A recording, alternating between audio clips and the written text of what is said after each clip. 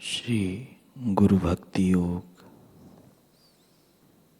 जन्म मरण के विषय चक्र से मुक्त होने का कोई मार्ग नहीं है क्या? सुख दुख, हर्ष शोक, लाभ हानि, मान अपमान की थप्पड़ों से बचने के कोई उपाय नहीं है क्या? है, अवश्य है। हे प्रियात्मन, नाशवान पदार्थों से अपना मन वापस लाकर सद्गुरु के चरण कमलों में लगाओ। गुरु भक्ति योग का आश्रय लो।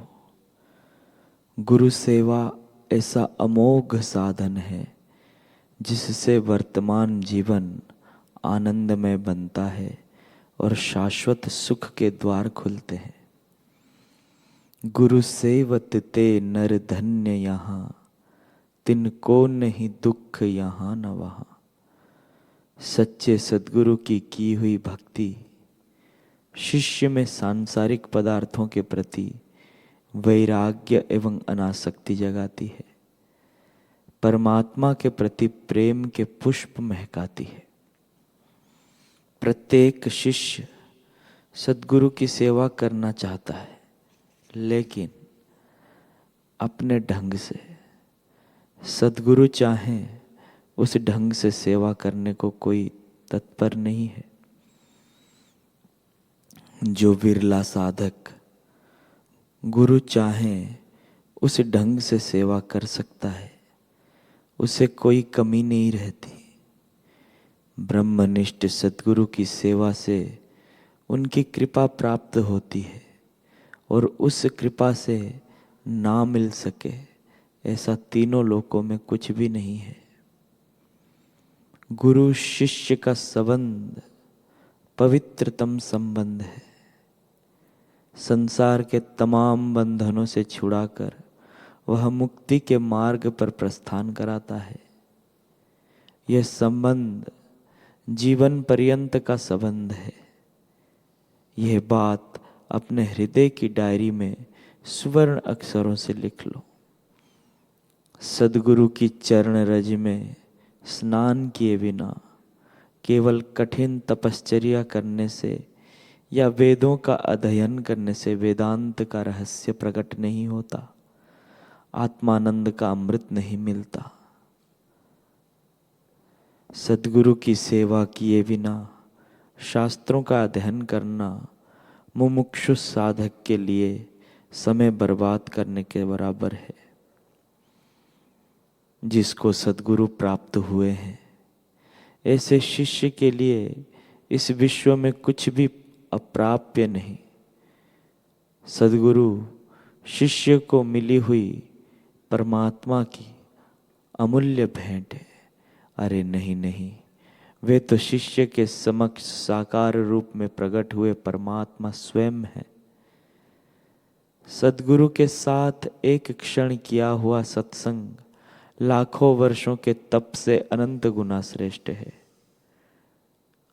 आंख के निमेष मात्र में सद्गुरु की अमृत वर्षी दृष्टि शिष्य के जन्म जन्म के पापों को जला सकती है।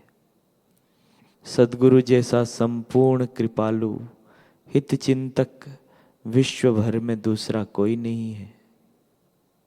बाढ़ के समय यात्री यदि तूफानी नदी को बिना नाव के पार कर सके, तो साधक भी बिना सद्गुरु के अपने जीवन के आखिरी लक्ष्य को सिद्ध कर सकता है।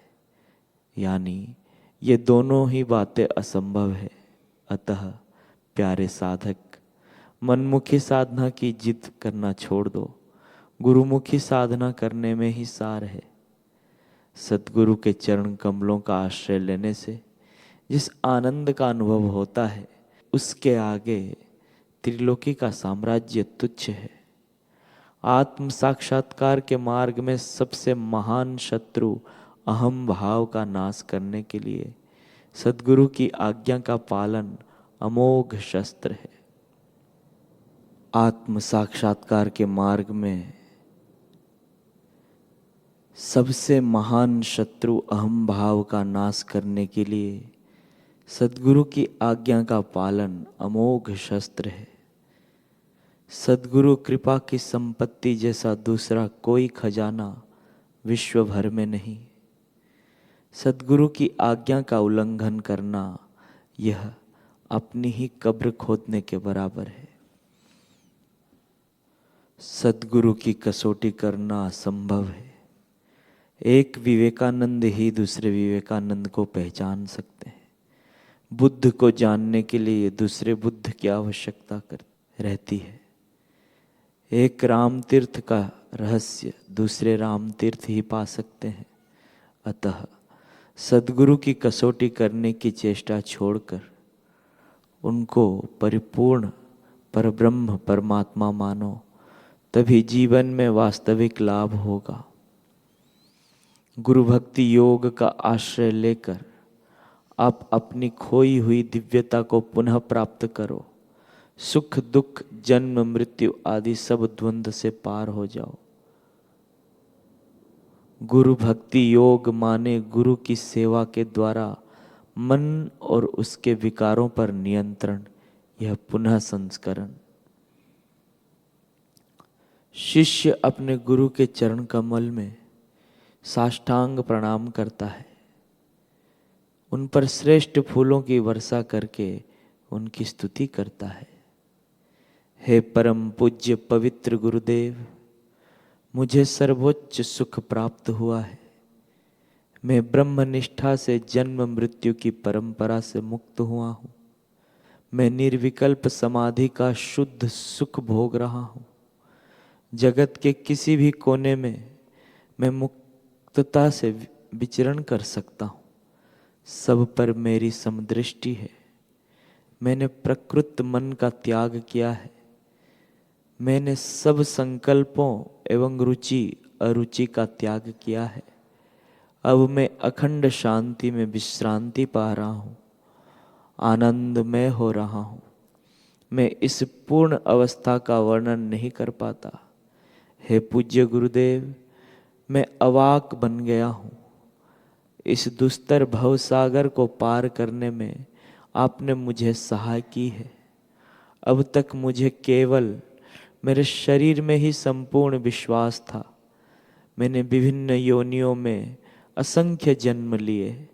ऐसी सर्वोच्च निर्भय अवस्था मुझे कौन से पवित्र कर्मों के कारण प्राप्त हुई, यह मैं नहीं जानता।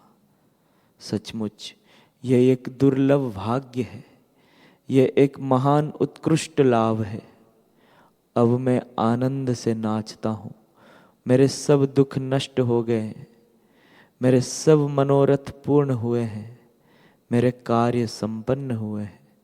मैंने सब वांछित वस्तुएं प्राप्त की है। मेरी इच्छा परिपूर्ण हुई है। आप मेरे सच्चे माता पिता हो। मेरी वर्तमान स्थिति में दूसरों के समक्ष किस प्रकार प्रकट कर सकूं? सर्वत्र सुख और आनंद का अनंत सागर लहराता हुआ मुझे दिख रहा है। मेरे अंतः चक्षु जिससे खुल गए वह महावाक्य तत्वमसि है।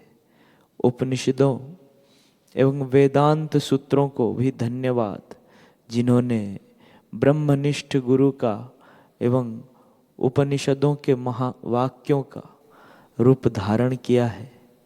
ऐसे श्री व्यास जी को प्रणाम, श्री शंकराचार्य जी को प्रणाम। सांसारिक मनुष्य के सिर पर गुरु के चरणावत का एक बिंदु गिरे तो भी उसके सब दुखों का नाश होता है। यदि एक ब्रह्मनिष्ठ पुरुष को वस्त्र पहनाए जाए तथा भोजन कराया जाए तो सारे विश्व को वस्त्र पहनाने एवं भोजन कराने के बराबर है, क्योंकि ब्रह्मनिष्ठ पुरुष सचराचर विश्व में व्याप्त है। सब में वही है।